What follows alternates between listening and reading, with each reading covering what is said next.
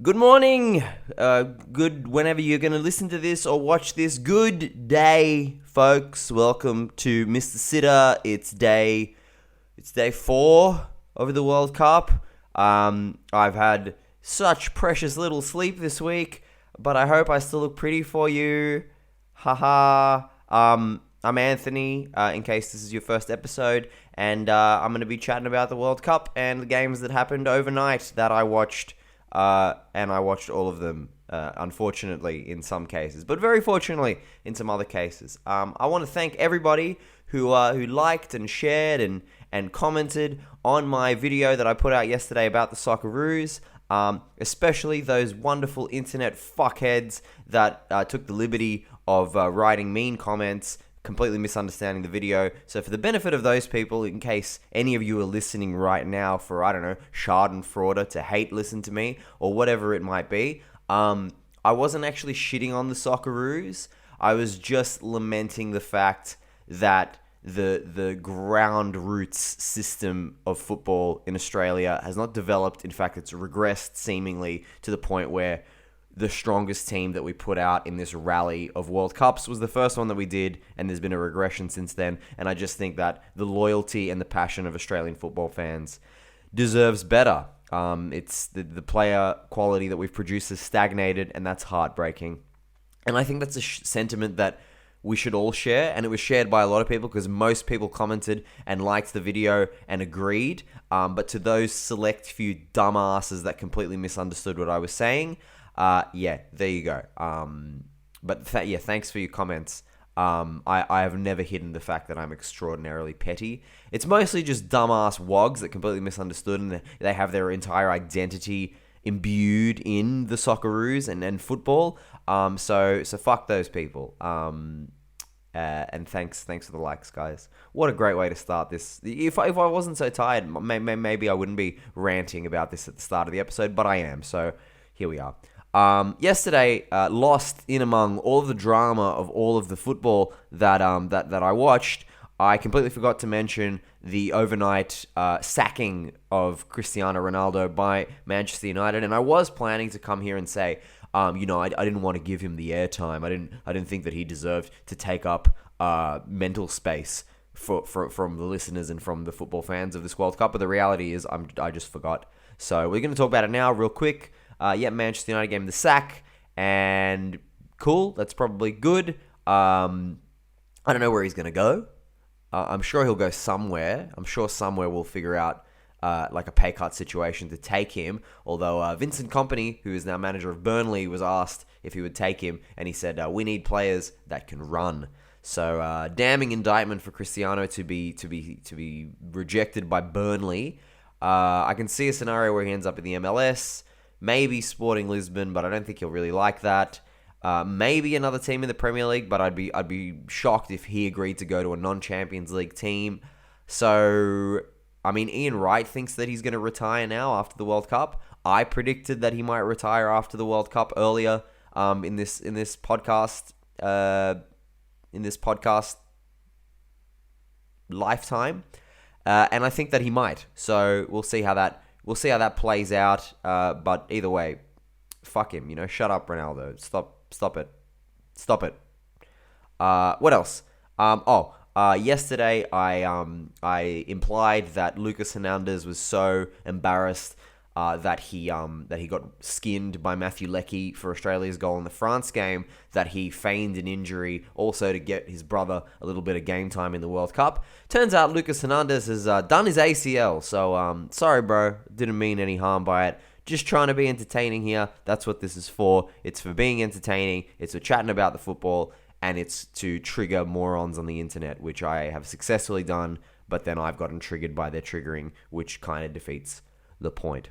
Speaking of defeating the point, I haven't chatted about any of the games, which I stayed up all night to watch, so let's just crack into it immediately. The first game last night, 9 p.m. Sydney time, was Morocco versus Croatia in the Pizza Box Stadium.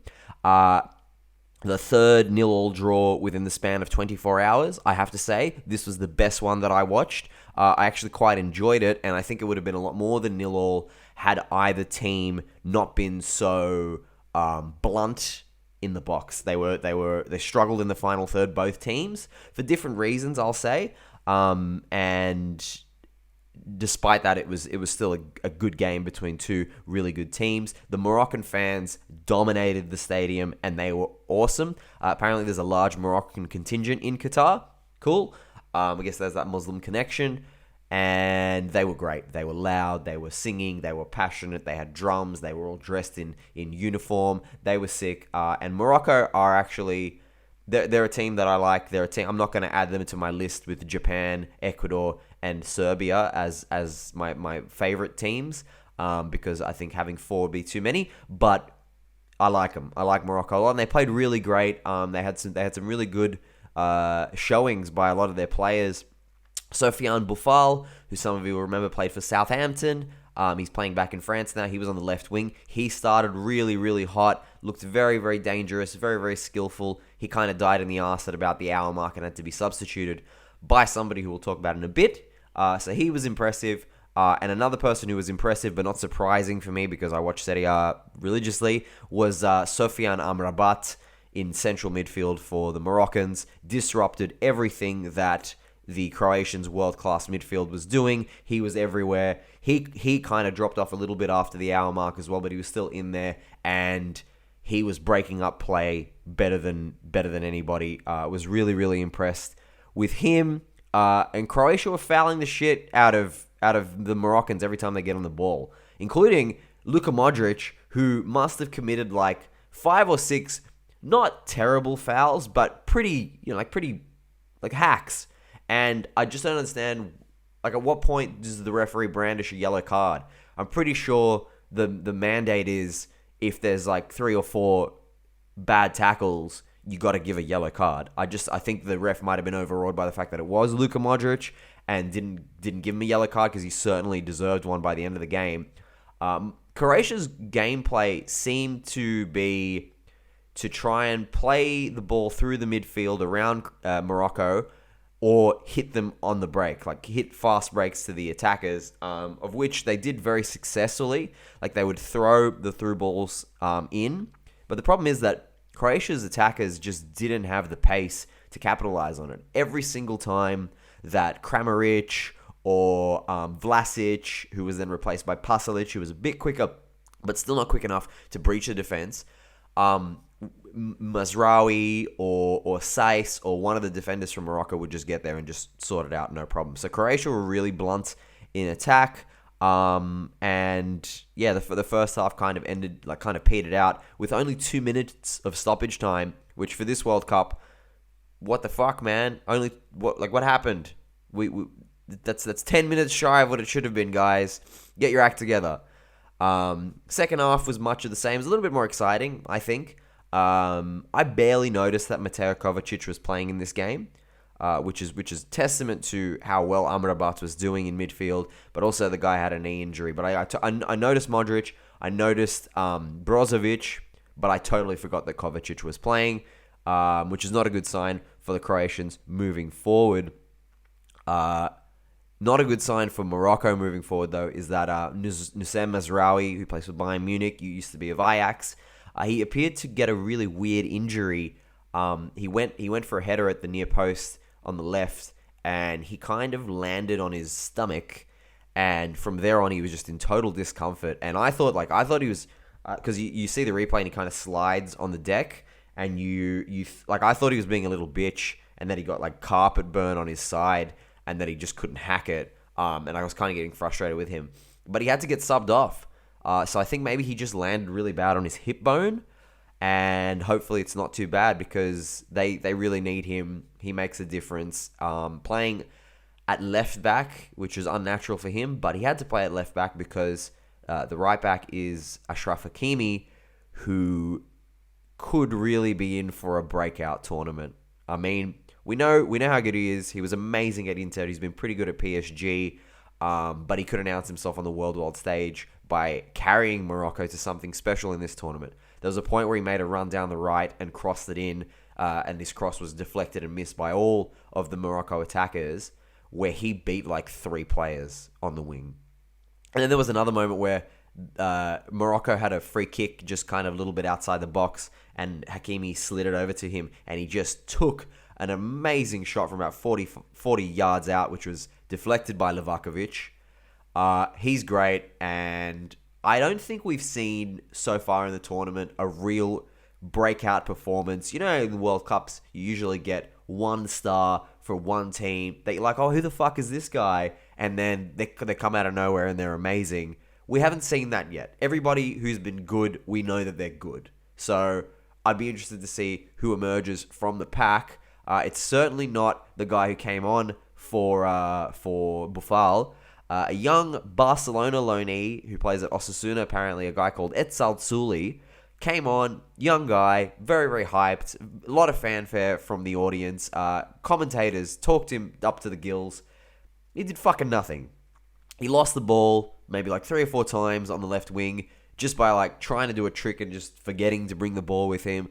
Threw in a couple of deep crosses to absolutely no one. I imagine this guy's a good player, but he was probably totally overawed by the experience, and he did fuck all, and the game ended 0-0, which the commentators said was an upset. They said the commentators said it would be a good result for Morocco to take away, which I don't disagree with, but I understand that Croatia are the finalists from the previous World Cup, but that was 4 years ago.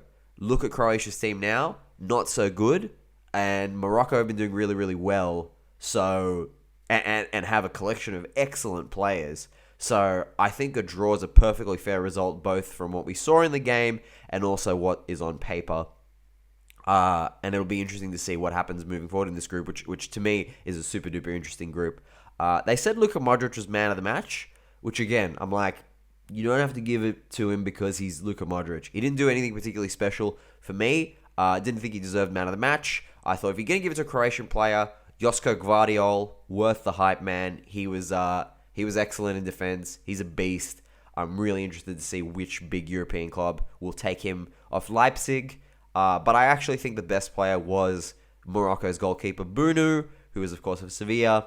Made a stunning double save at the end of the first half and was just making excellent saves all throughout the game. So I think he probably should have gotten a man of the match, but I don't know how this shit is decided. Next, we had Germany-Japan. Now, I don't want to start out this video by saying, I told you motherfuckers about Japan, but I told you motherfuckers about Japan. I just didn't think that they would do it against Germany. I thought that they would do it against Spain, but they did it against Germany, which, yeah. Very, very happy about that. An Italian always loves to see Germany lose.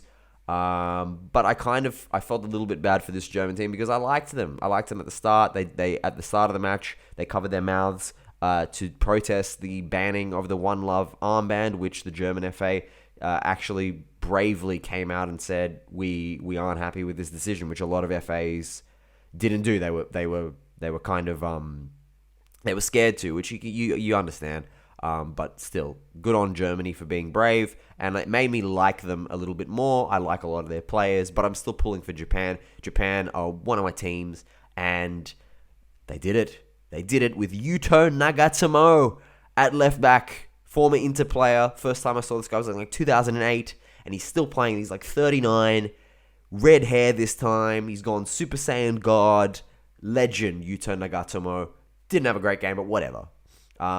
Jamal Musiala, who a lot of people have predicted to be the breakout star of this tournament. I thought that he would be the golden boy of this tournament. I think it's what it's called. I think it's called young player of the tournament. I think he's going to be the young player of the tournament. He had a pretty good game. He was heavily involved in the penalty, which was converted by Gundogan, and Germany were 1-0 up, but Musiala wasn't able to influence any further danger for Germany throughout the game.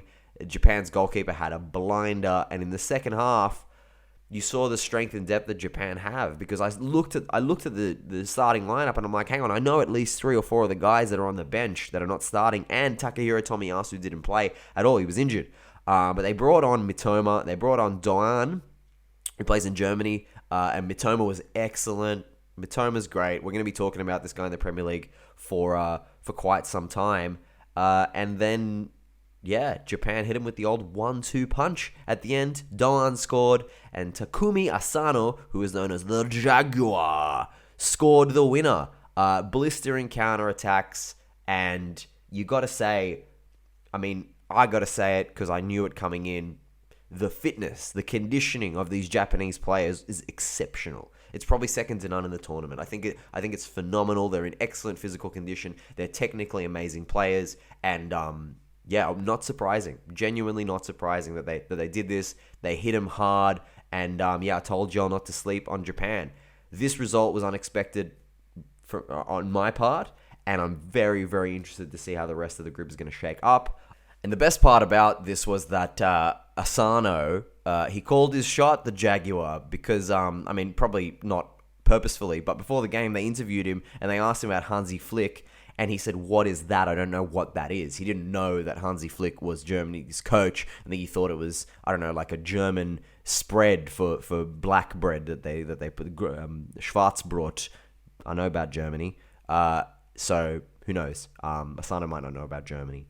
Anyway, Japan, don't fucking sleep on them, guys. Don't sleep on them. They're just a great team to get behind. Beautiful jersey, wonderful players, wholesome coach, and the best fans. The best fucking fans. You guys would have heard about this by now because it was on Complex. It was on like American media publications that don't really give a fuck about football. But the Japanese fans, even at games where their team isn't playing, they are staying behind at the stadiums in Qatar to clean. Because they respect where they are, they respect they respect the place, and it's Japanese custom to never leave rubbish behind at anywhere. So they've been staying back and picking up the rubbish and cleaning. Like, come on, guys, love Japan, love the fans, and how's that for migrant workers? Spain, Costa Rica, the next game. Must admit, of all the games, this is the one I was least looking forward to, and the one that I was most surprised by, maybe. Okay, let's get out of the way a few things. This is the first time I noticed that there was the in-stadium kickoff countdown, like they blare 10, 9, 8, 7, 6 over the loudspeaker in the stadium, and I just don't know how that works. Like, is it based on the referee's watch? Does the referee's watch have he's wearing an iWatch, and it's an Apple Watch, and it's linked to the stadium's PA system or something? Or is this the reason why we're getting so much injury time? Because the stadium's just like, oh, the boys are ready to kick off, let's go, 10, 9, 8. And the refs are like, wait. And then they just add the time later because of the stadium countdown. Who knows? But yeah. Spain made some really interesting positional choices, not least of which was Rodri playing at centre-back next to Laporte. So it wasn't Pau Torres and it wasn't Eric Garcia. Big surprise. This lended so much to the way Spain played because they effectively had two number sixes spraying defensive counter-attack balls. Not counter-attack. They effectively had two number sixes dictating play from deep with Busquets and Rodri, which given how much possession they had, was great for them. So I don't know if Rodri will stay as centre-back against more difficult opposition. That would be interesting to see. I wouldn't be surprised if he does stay there. And it costs Spain, but, we'll see. The other thing was that they had Asensio, Olmo, and Ferran Torres all playing up front as basically roving false nines. They all occupied position in the middle at some point. They all drifted out wide. Their movement was absolutely exceptional, which you kind of you're going to get from Spanish teams. And I just love that Luis Enrique he's really determined to set Spain up like a club side, and that's exactly how they played. They played phenomenally. The passing, the movement, the trickery was it's like a new breed of tiki-taka, which was awesome to watch. I thought that they were going to struggle to break down this Costa Rican side, which seemed to be determined to do nothing but defend. Dani Olmo had a really bad miss on 4 minutes, and I thought, oh, here we go. This is going to be a fucking boring as game until like somebody breaks a deadlock in the 70th minute. But I was very, very wrong because Olmo scored an amazing goal just a few minutes later. And amazing in terms of the interplay between him and the other attackers. The touch, the control, the shot, perfect from Olmo. He's a wonderful player, this guy. Another one that I'd be interested to see who takes off. RB Leipzig at some point soon. And then like Spain just kept flying from there. Ended up scoring 7 without reply. After the third goal, which I think was scored by Ferran Torres, I saw this Spanish fan, clearly a Spanish man, with his daughter, all dressed in like a Spanish bucket hat, all that shit. And he's like holding his daughter and crying at 3-0. And I'm like, this. I hope that there's some personal story here, because otherwise you got to chill out, man. And God knows the puddle that he would have been in by full time, given how much they scored. Spain were unstoppable. Gavi was excellent, and for a player so young, crazy. I don't know why he's wearing the number 9, but whatever, cool. And his goal was fantastic, and he even got into a little fight with one of the Costa Rica players, which if you know anything about Gavi, it's pretty on brand for him. I saw this weird fan in the crowd, presumably he's Qatari, or maybe he's one of the Pakistanis that have been paid to come and like be pretend fans. But he's wearing a turban, a Spain jersey, Costa Rica armbands, and like an Ecuador scarf. So I don't know what kind of identity crisis this guy was having, but I hope he's being paid very well for what he's doing. Now, I did say that Spain were going to be knocked out. I didn't say they were shit. I said they were going to be knocked out. I said of the group stage, I said they would beat Costa Rica. I didn't think they would beat Costa Rica this comprehensively, but I will say, in my defense, I think a lot of this performance is down to the fact that Costa Rica turned in the worst performance that we've seen in this tournament from any team. They were worse than Iran. They were worse than Qatar. They were worse than somebody else was terrible. They were really, really bad, and they had nothing going forward, and they had very little defensively. And yeah, we'll see how this group plays out now, because the next match is Japan-Costa Rica. I really, really hope Japan can beat Costa Rica, because I can see a situation where Costa Rica sits so deep and Japan just can't break them down, because Japan's issue is with physicality. Their players are a bit smaller, so that might be an issue for them. And maybe Costa Rica won't beat Japan, but it might be a draw, which will leave Japan on 4 points. And I see a really dour situation in which Germany beats Spain, and then Spain beat Japan, and Japan, despite playing really, really well, get knocked out. I don't want that to happen. But this game between Germany and Spain is massive, because if Germany lose, they're fucked. They're done. If Germany lose to Spain, they're done. If Spain lose to Germany, they'll be fine, because they'll be hoping to beat Japan. I'm still hopeful that my prediction comes true, because fuck Spain. But we'll see. It's super duper interesting to see how this is going to play out. And once again, I told y'all not to sleep on Adrien Rabiot. I told y'all not to sleep on Japan. Plenty of other people that I've told you not to sleep on, but we'll wake you up soon. The last game, Canada, Belgique, which was a game that I was really looking forward to. Canada, super duper hyped, and I must admit, one of the teams that I know the least about coming into this, other than the fact that they topped their qualifying. Jonathan David is a super hyped player who I've never ever seen play, and Alphonso Davies is excellent. But this match was really disappointing. This was actually the most boring match of the morning for me, including the 0-0 draw, Morocco-Croatia. I love Roberto Martinez. He is just a bundle of joy. The way he claps after the national anthem and smiles and thumbs up and applauds his players for anything, despite looking different to the Belgians because he's Spanish, he's like a proud ballet mum. He's so cute.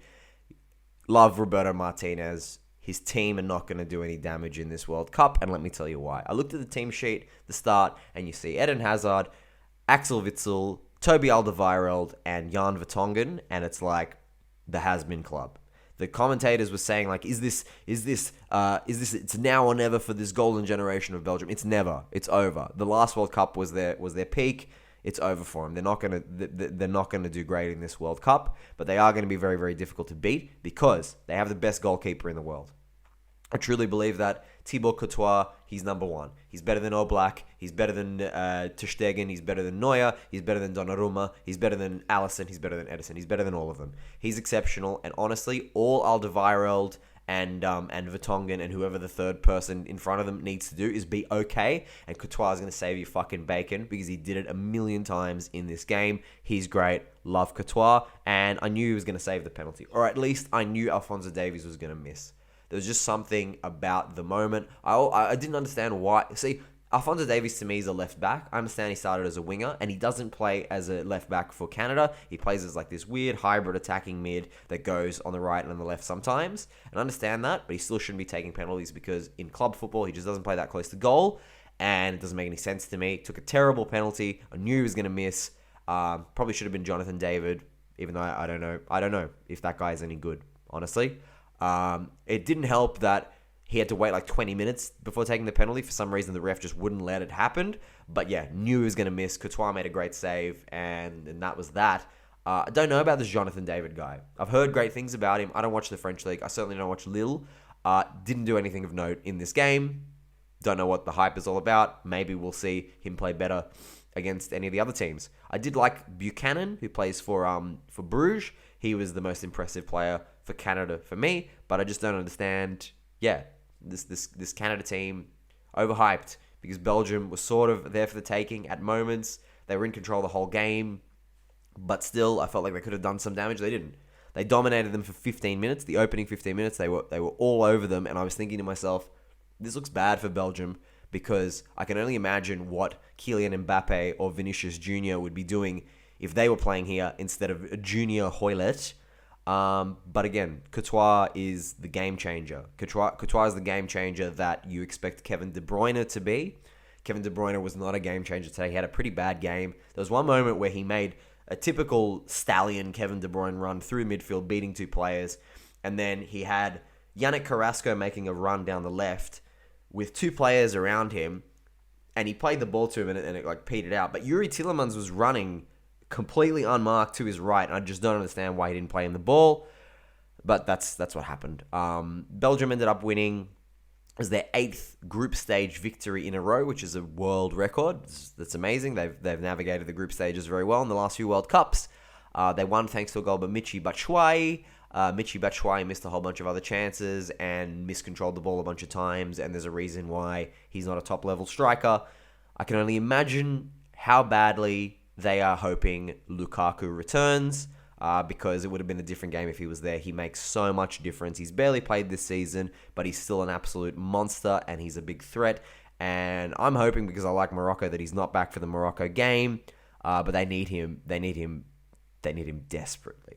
They need him absolutely desperately. And so I think he'll be crucial in determining how this group will play out. Because the next game is Morocco-Belgium and Croatia-Canada. Croatia, I think, will get back on track. I think they will beat Canada. I think they'll beat Canada quite handily. If Canada couldn't break down Belgium's defense, they're not going to be able to get past Josko Gvardiol and Livakovic, who is very good. And Croatia will really want to atone for not being able to beat Morocco. Morocco-Belgium is super duper interesting. I can see that being a 0-0 draw too, which would be very, very good for Morocco going into that final game against Canada, which is the game that I can see them actually winning. So I think, draw Morocco-Belgium. Canada will lose to Croatia, and then Croatia-Belgium will be the final game. Belgium will beat them. Morocco will beat Canada. Morocco goes through with Belgium, as I predicted. That's what I still think is going to happen. And for the other group, we chatted about it before, but my heart is telling me that Japan beat Costa Rica and Japan draw with Spain, and Spain, I guess the simple one would be Spain beat Germany and Germany are effectively knocked out. But I would love for Germany to beat Spain and then Germany to beat Costa Rica, and then for Japan... Oh, no, but then because Spain won 7-0, they'd both be on 4 points, and then Japan would get knocked out by Spain. Nah, fuck it. I want Spain out. I want my prediction to be right. Fuck it. Germany beats Spain, and then Japan beats Spain. That's what I want to happen. Fuck it. Let's do it. Let's rock and roll. Let's roll the dice with these predictions. Now, predictions not to end, because we're gonna finish now, and we're gonna do the predictions for tonight. We got 4 fun games, one of which I'm I'm pretty indifferent to. It's the first one, which is Switzerland Cameroon, which is at 9 p.m. It'll be interesting to see it shake out. I use that terminology a lot. I'm tired, guys. Let's just see how it all shakes out. We're gonna shake the whole World Cup. It'd be fun to see what happens with Switzerland, because I think they should pretty easily beat Cameroon. A draw would be really good for the group, because I want Serbia to do well. But I think the Swiss will beat them. Then we got South Korea, Uruguay. This will be a fun game. I think this will be super open. And the Koreans are good. Anytime Son Heung-min is on the pitch, you're excited.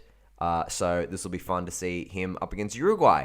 Then we have Ghana, Portugal, the early game. I'm super excited for that, because I think Ghana are shit and Portugal going to whip them. And it'll be fun to see all the Portugal stars doing well. And it would be fun to see the Cristiano circus roll into town. And then the game of the night for me is at 6 a.m. Wake up for this one, guys. It is Brazil, Serbia. Serbia, the team that I'm supporting the most passionately in this tournament. Serbia and Japan, neck and neck. And I think they could get a result against Brazil, but I think everybody's excited to see how Brazil are going to storm into this tournament, because they are the bookies' favorites and a lot of people's favorites, including mine, to win the whole thing. So we'll see how they go. This has been Mr. Sitter. Thanks for listening. Leave those comments and tell your friends if you've enjoyed this. Up Panathinaikos, that's what this jersey is, in case you were confused. And play that motherfucking music. If everything about me didn't give it away, I'm a soccer guy.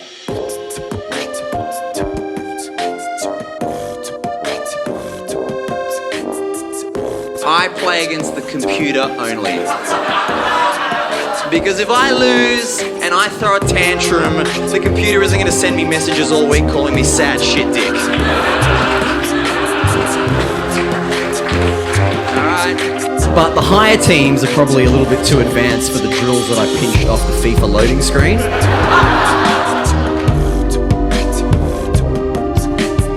Bro, Mo Salah is putting Egypt on the map.